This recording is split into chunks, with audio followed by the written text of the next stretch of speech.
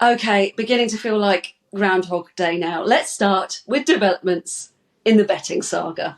It now seems to have got everywhere with every party implicated, but I would say to varying degrees. So let's kick off with Labour and the revelation that Kevin Craig, who's a candidate for the party in central Suffolk and North Ipswich, has said that he placed a bet against himself winning the seat just a few weeks ago.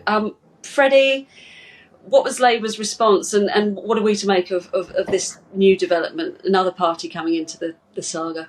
Well, it was very swift. So Keir Starmer immediately suspended Craig. But Craig is also a party donor. So they've also said that they're going to hand back all of the funds. I think it's around £100,000 that he's donated to the party. So it was very swift. They could obviously see how much of a problem it has been for the Conservatives in recent weeks. I imagine that Keir Starmer is furious. I mean, the betting saga was an absolute gift to Labour, wasn't it? Making the Conservative Party look truly atrocious. And here we are, his party's been brought into it as well. Yeah, he's made a huge amount about it. He said that it just shows that they're all in it for themselves. And we've spoken about this a lot in the past week. And that was the suggestion. We've got to be quite clear, though, that it's very different for Kevin Craig to place a bet on him losing. This is about him losing the election. So he obviously didn't have that much confidence in his own campaigning abilities as compared to someone in number 10 with allegedly having knowledge of when the election will be before the date and then putting a bet on that. So they're completely different things. No, I absolutely agree with you. And I feel that that's being lost in the narrative today. I mean, it's very different to potentially having insider knowledge and then using that for a financial advantage to making a silly bet against yourself or even colleagues winning or not winning their seats. It's very different, isn't it? Yeah, it's completely different. I mean, the problem, though, is that Labour's now tarnished in the scandal itself. So Labour's made so much hay out of it in the past week, and now, however different it is, they're now connected in this broader gambling scandal that's sort of consuming the last 2 weeks of the campaign. Labour, of course, will say it's different, but they've also just suspended Kevin Craig, so that sort of suggests that they agree it's not good enough and it falls below their standards. So they can't really have it both ways. I think it will mean that their attacks on the Conservatives won't be as strong. I'm sure Labour will be very disappointed that it came in just before the debate tonight, because that would have been an opportunity for Keir Starmer to push it home. But we've got to remember, it's not as if Labour need this. They don't need to have another scandal in the Tory campaign to do well. They're doing well regardless. So I think they've had 2 weeks of it, and overall they'll probably be quite happy about how it went. Yeah, and before we move on to developments within the Conservative Party on this, Lib Dems have been drawn into it as well. Ed Davey himself saying that he made a bet in 2010, 14 years ago, about how well the Liberal Democrats would do. And the leader of the Lib Dems in Scotland has admitted to betting in this election about how well certain colleagues would do. And we've said it already, but Davey himself draws this distinction between what he calls having a flutter and using inside knowledge before placing bets. So I think there is some wiggle room for Starmer potentially if it comes up this evening in that last head-to-head, if you like. It is. I don't think he'll go down that route. I think he'll go, it was wrong, and that's why we suspended him, and we're also going to hand back the money. The bar for Keir Starmer's pitch is quite high. He has been the one that's said over multiple years that he wants to restore probity to public life. He wants to professionalise politics. He wants to get rid of all that indecency that we've seen in the past 5 years. So he has to maintain that bar. So I can't imagine him going down that route. But you're right, both parties are now untainted. Let's bring listeners and viewers up to date with what's happening in the Conservative camp. It's not looking fantastic. A fifth Conservative member facing inquiries from the Gambling Commission. I imagine that many people will not have heard of Russell George. He sits in the Welsh Parliament in the Senedd, but he's interesting here because that he inhabits the same constituency as Craig Williams, who is the Conservative MP, wannabe MP now, who has admitted to placing a £100 bet. So that's interesting. Yeah, I mean, it is interesting. I mean, the key thing here is, has there been a conspiracy, or is it just a stupid, silly mistake? Did they actually know when the date would be and then pass on that information to other people? Or did they, like some other people, maybe like Craig, the Labour candidate, did they just put a bet on? So that's the key question. The fact that they're so geographically close to one another points to one answer to that question. We don't know yet, of course, and it's It's all alleged, it's being investigated. But again, yeah, it keeps the ball rolling. That's the key with scandals, as we know, Hannah. The key thing is always momentum. Can you keep the story going? How long will it last, and how much can you tarnish your opponents with it? The indications are there's more legs to this. Newsnight breaking overnight and dominating the headlines on the BBC this morning, at least, that up to 15 Tory party candidates and officials being looked into for alleged betting by the Gambling Commission. Yeah, I mean, the broader point here is that we had some polling out from the British Attitude Survey about 2 weeks ago showing that trust in politicians is at an all-time low.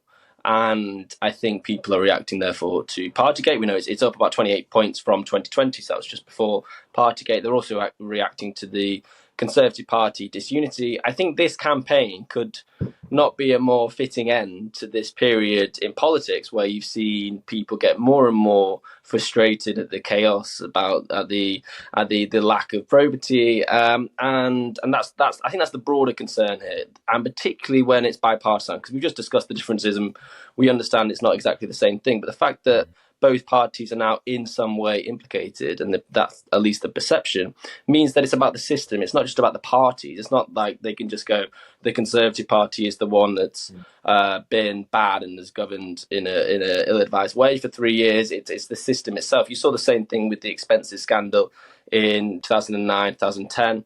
That implicated everyone because it was bipartisan. It went across the House, and that's where trust in politics really falls down. George and I were talking on the podcast yesterday. There were rumours circulating around Westminster that potentially a cabinet minister, was going to be named in this betting saga. Cue the name of Alistair Jack coming out yesterday. Again, BBC breaking this, Joe Pike, formerly Newsnight. Now, he's the Scottish secretary, but again, the details here are a little bit different, are they? Because it seems that Alistair Jack placed these bets certainly before May, which is this period under investigation by the Gambling Commission. And going on what we know, assuming that Mr. Jack didn't have any other information about when Rishi Sunak would call the election, is that awful that he placed a bet on when it might be? I mean, I suppose we don't fully know yet what he did know and when. What he's essentially saying is it was before a decision was made, and therefore it wasn't as bad. The perception, again, is that a cabinet minister has been betting on democracy, maybe not trying to profit from it, because that implies that there is some sort of competitive standard or advantage that he has that he's trying to use over other people.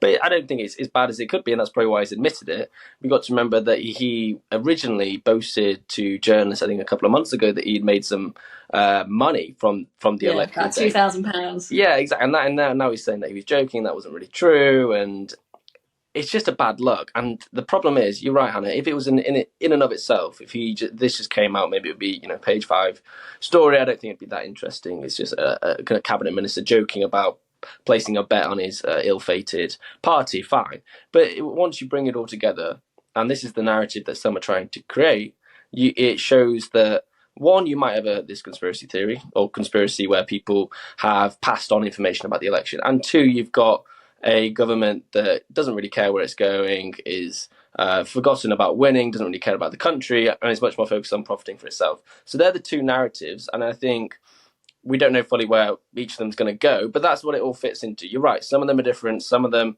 aren't as bad as others, but broadly, that's the perspective. Yeah, I hear what you're saying. I'm not totally disagreeing. I just think there's a danger that we're lumping it all together, and now it's going to be the question of the day, isn't it? I imagine when any politician joins a media interview, they're going to be asked if they've ever placed a bet on anything political.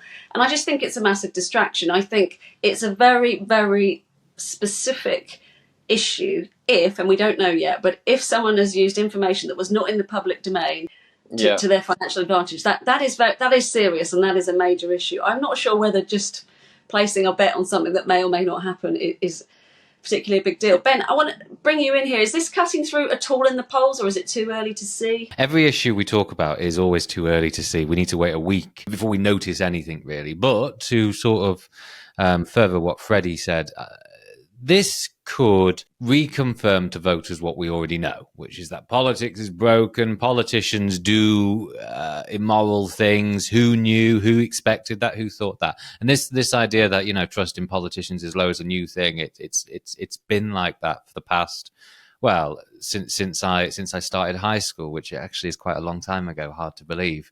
Since the expenses scandal, actually, no, tell a lie. Since the Iraq War, no, tell a lie. Since Back to Basics, no, tell a lie. Since Margaret I know, Thatcher. and you walked uphill to school in the snow. Trust in politics has always been low. It has been as low as long as most of us have been alive, to be honest with you, since the, if you want to call it, the mediaification of politicians. So not new there.